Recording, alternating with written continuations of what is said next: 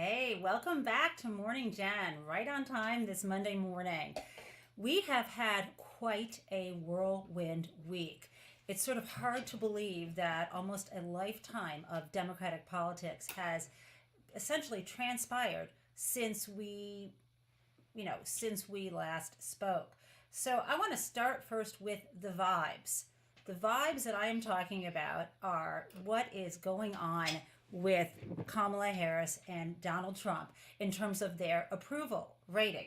Now, I want to start with the feeling before I get to the numbers because I think that captures where we are at this moment. So I want to share with you this great video that Michigan Governor Gretchen Whitmer put up on Twitter. And I cannot tell you that it's actually genuine, right? It's more of a sort of like, I don't know what I would say, an ad, a promotion for Kamala Harris. So enjoy.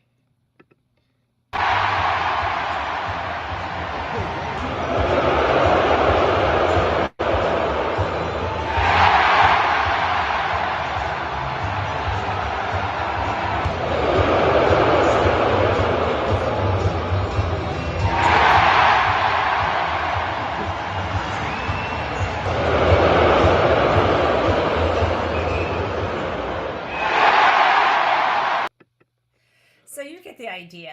And I am sharing that with you because there are so many negative Nellies, or should I call them James Carvilles out there, who are scoffing at the energy and the enthusiasm that has matched Kamala Harris entering the race just a week ago today officially, right? We are just, it's just last Sunday, if you can believe it, that a week ago yesterday that Joe Biden stood down, said he wasn't going to run, and then said he would endorse Kamala Harris.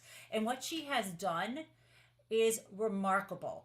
And I think we do need to leave with the emotional resonance of her entering the race because it is that feeling before we get to our rational brain that we understand that we can get behind this person, that she can deliver the message, that she could hit the ground running, that she can govern, and that she can inspire. And we have the proof. I'm bringing you the receipts right now that all that emotional inspiration is matched by, the clear calculations that she can do this if we keep at it. So let me next, give you some data points. Okay. Now this is going to totally freak out Donald Trump if he saw this yesterday. Literally, you have to hold on to all the ketchup bottles near him or they are going to be smashed against the wall. Now here you can see what I'm looking at. This is my law school friend Keith Boykin, who is also a CNN commentator. And he says the ketchup is going to hit the wall in Mar-a-Lago after the new Fox News poll. Let's look at this. This is the 2024 favorability rating. And you can see, obviously, Kamala Harris in blue on the left, and you see Donald Trump scowling in red on the right. And the states identified, just four in this column, are swing states. And in every single state, Harris, as of yesterday, was beating Donald Trump, and she has just been at this for 1 week. So she is at 49% favorability rating in Wisconsin. He's at 47%. 49 in Pennsylvania. He's only at 46. This one is fantastic. 51 in Minnesota.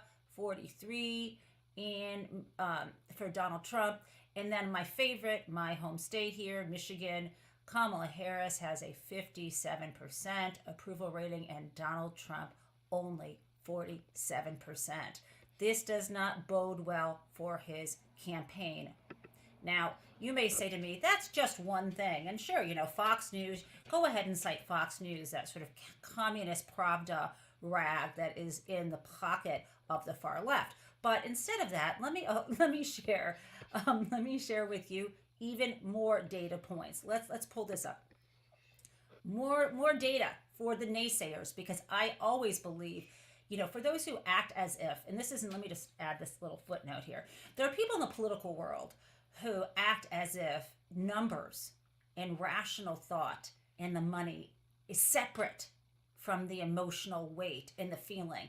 They are absolutely mistaken. In fact, I will call them idiots, because everyone in the marketing world, when you're marketing a product, you understand it's not, you don't get sales without vibes, right? You don't advertise perfume by saying this smells real good and we made a lot of sales on it, so you'll like it. No. You know, guys, what I'm talking about here. Okay, so look, but I still care about the numbers, right? You only know if you see the proof. So let's look at this. And by the way, let me just add, when the numbers are good, it begets more enthusiasm. It is a virtuous cycle.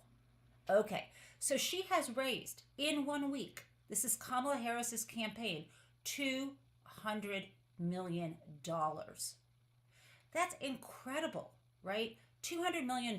And we're talking here about the grassroots campaigning. She has lined up, she and her team, 170,000 new volunteers in 1 week. And there were, in 1 week, 2,300 events in battleground states that are set up for the campaign. And let's say this is, I think, unbelievable, but it happened.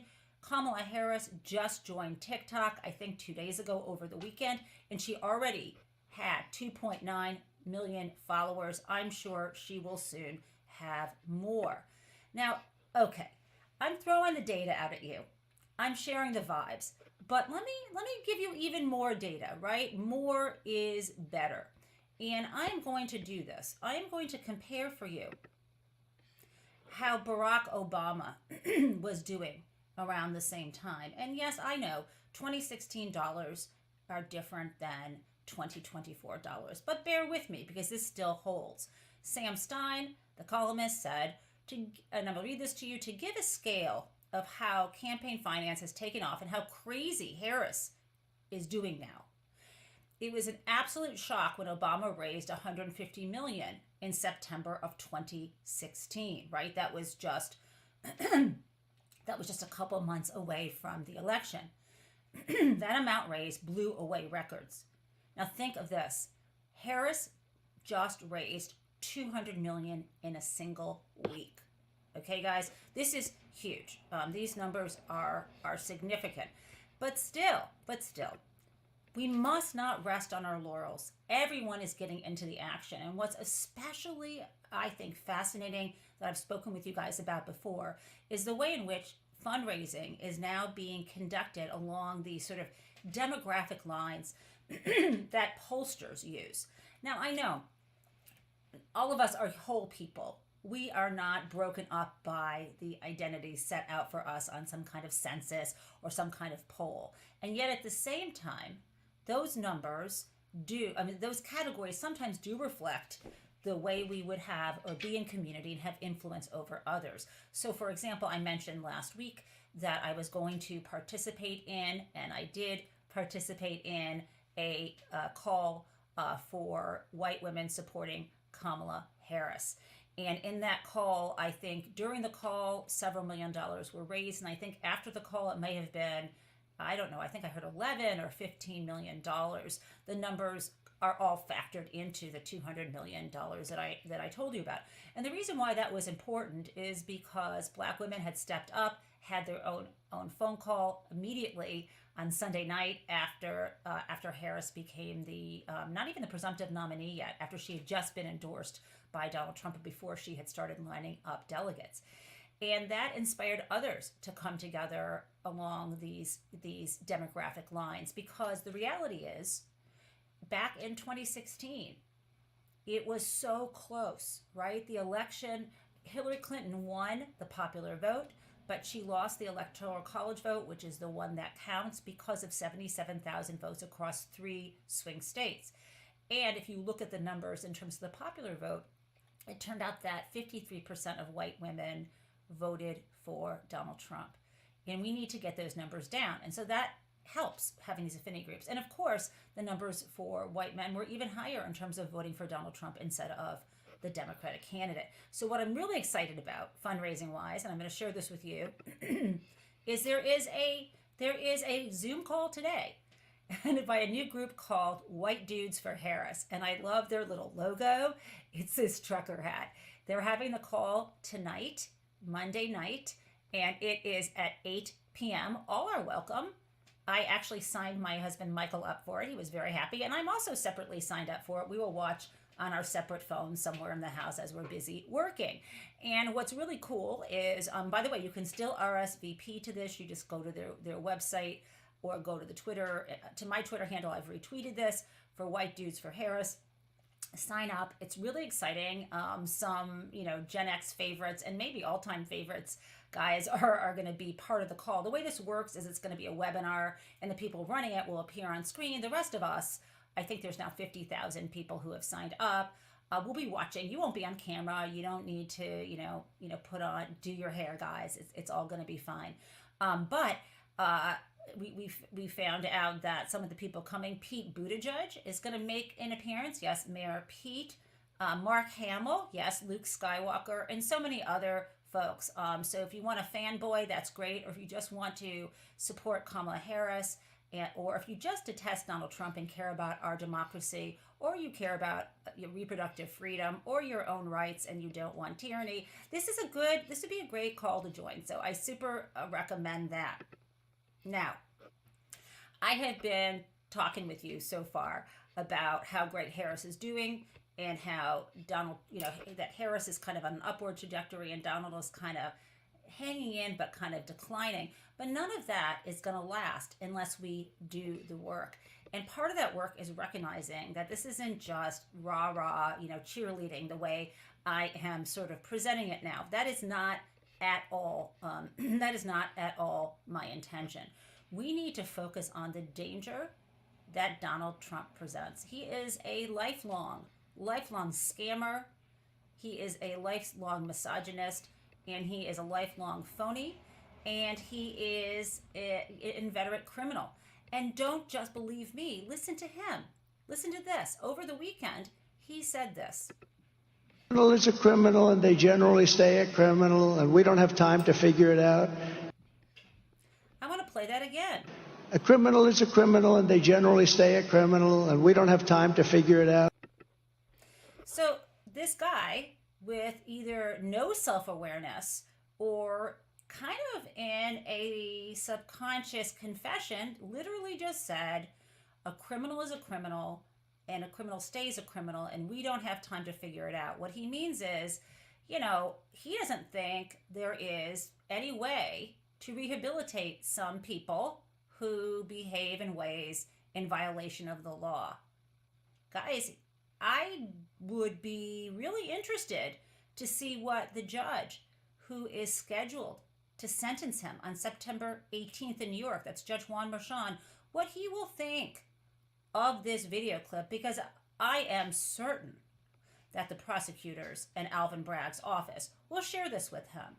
This will not impress the judge, because when you sentence someone, the sentencing guidelines, whether at the federal level or at the state level, always think about whether the person is contrite and that, whether they are sorry for what they've done. We've already seen Donald Trump repeatedly say that it's a scam and it's a hoax and that he didn't do anything wrong when he made these false business records in order to interfere in the 2016 election by hiding the hush money payments that were made to his mistress, Stormy Daniels, with whom he had an affair when his wife was, had just had his youngest son, right? So we know what happened, and he's denying the whole thing. So first of all, his lack of contrition will not help him.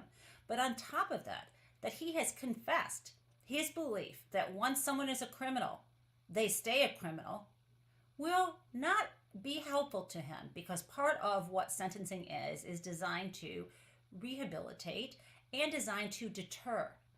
And so in order to deter him, personal deterrence, and also to deter others who would commit the same offenses, right, you need to have a strong sentence. Now, I don't know whether the judge will even consider incarceration, whether that would be in a physical location or whether the incarceration would involve home incarceration or wearing some kind of ankle bracelet, or if he will just decide to do some kind of parole where Donald has to continue to check in with a parole officer and so on. We don't know what will happen, but it's not great either for the judge or for the country that Donald has confessed that he will stay the way he is. He is not changing. All of us knew that. And for anyone who thinks that just because he was shot at, just because of the attempted assassination, he would soften his tone, did they see the same video that I did when he was shouting, "Fight, fight"? This guy will not change. He's told you he's a criminal, and he is not going to change. Also, of more concern, and this is what I am leading up to here, of greater concern is what Donald said over the weekend at a conference in front of a group of American Christians, white Christians, who he told, "I'm not a Christian, but I need your vote." And then he told them this. I'm going to play this and we will discuss. I'm sure you've heard about it, but I'm not sure you've heard, every kind of analysis and the sort of my view of the gaslighting. So here we go. Christians, get out and vote just this time. You won't have to do it anymore. 4 more years, you know what? It'll be fixed. It'll be fine. You won't have to vote anymore, my beautiful Christians. I love you, Christians. I'm a Christian. I love you. Get out. You got to get out and vote. In 4 years, you don't have to vote again. We'll have it fixed so good you're not going to have to vote.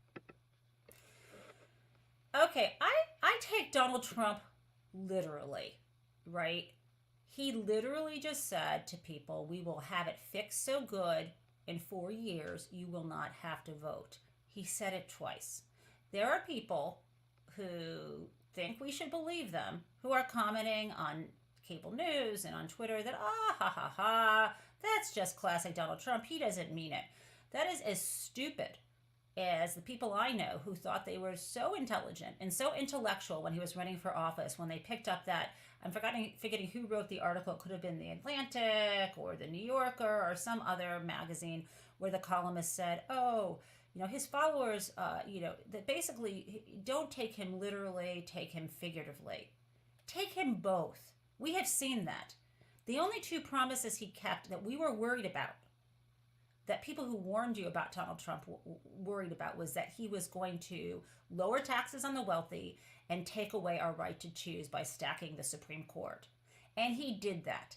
And we took him literally, and everyone else took him figuratively. We're not doing it this time around. Do not gaslight us. This man said he would fix things.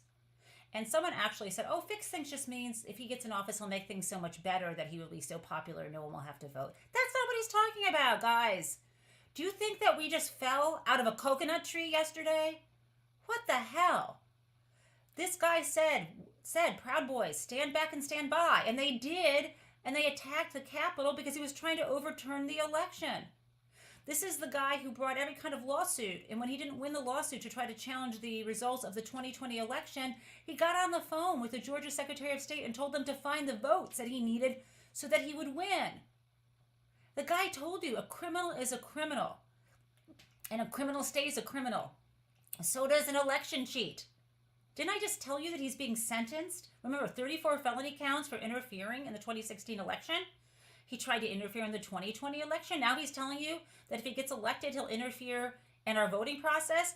And you people have the audacity to tell the people like me, the majority of us who are freaked the fuck out about this, that you're saying, you're exaggerating? No, you are gaslighting us. You are foolish. You are not listening to literally what he says, right? Maya Angelou told us, when people tell you who they are, believe them the first time. I did.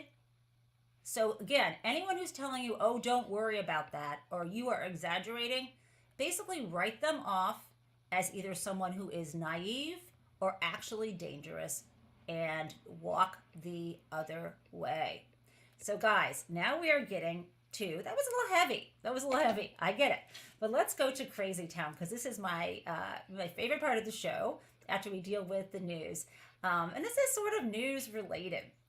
So Crazy Town is actually what the Harris campaign and other Democrats are doing, and a lot of her VP potential selections are doing and positioning. And let me explain it this way. They have finally, Kamala Harris and team have finally hit on the descriptor, the word that will damage Donald Trump and J.D. Harris more than anything else. Because even though we have to talk about how dangerous he is and he's a criminal and authoritarian, that kind of stirs up his base because they like strong men and they want him to be above the law. Again, I'm totally worried about that. But the way to damage his brand, to hurt him in the eyes of independent voters and so on, is this. They're calling Donald Trump and J.D. Vance weird. I'm going to play this for you and you can hear. Few days, Democrats have kind of organically settled on a new attack line against Donald Trump and J.D. Vance. Basically, these guys are just plain weird. You know there's something wrong with people when they talk about freedom, freedom to be in your bedroom, freedom to be in your exam room, freedom to tell your kids what they can read. That stuff is weird. They come across weird. They seem obsessed with this. We're using this fake living room to talk to you about a super weird idea from J.D. Vance. Yeah, it's not. I mean, it's quite weird. But what was weird was him joking about racism today and then talking about Diet Mountain Dew. Who drinks Diet Mountain Dew? On the other side, they're just weird. I mean, they really are. Some of what he and his running mate are saying, well, it's just plain weird. Guys, they are weird. The stuff they're talking about is really weird. And not weird in a, do your own thing, free spirit kind of interesting, but weird as in creepy. Okay, guys, so I had a great time sharing the morning with you. I'll see you bright and early tomorrow at 8 a.m. Remember to please subscribe to Mary Trump Media. As you can see, our subscriber base is growing. We have a lot to share with you. Some of the stuff is top secret. We will tell you about soon, but remember to tune in every Tuesday and Thursday at noon to our flagship show, Nerds, as well as all of our other programming, some videos, some live, and have a fantastic day.